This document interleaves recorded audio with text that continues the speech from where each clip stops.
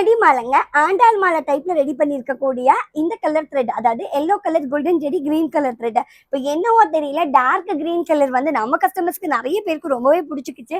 Dark green thread தான் இப்போ recent டேஸ்ல அதிகமாக ஆர்டர் கொடுக்குறாங்க. இந்த கஸ்டமர் வந்து நம்ம வெப்சைட்ல புக் பண்ணவங்க. வெப்சைட்ல வந்துட்டு லைட் கிரீன் இருக்கும், அவங்க எனக்கு டார்க் கிரீன் வேணும்னு கேட்டாங்க. அதனால அவங்க கேட்ட மாதிரி dark green colour thread use பண்ணி கட்டி கொடுத்துருக்கோம்.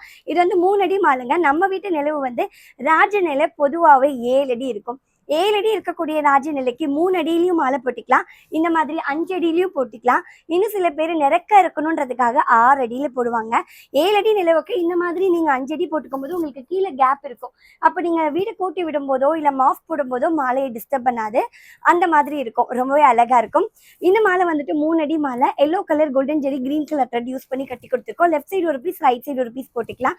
கூடவே வெட்டி வேராலேயே பீட்ஸ் ஒர்க் ரெடி பண்ணியிருக்கோம். இந்த மாலை எப்படி இருக்கு அப்படின்றது மறக்காம கமெண்ட் பண்ணுங்க. அதெல்லாம் சரிங்க, எப்படிங்க வெட்டிவேர் மாலையை மெயின்டைன் பண்றது அப்படின்னு யோசிக்கிறீங்க? பார்க்கலாம் வாங்க அடுத்த வீடியோல.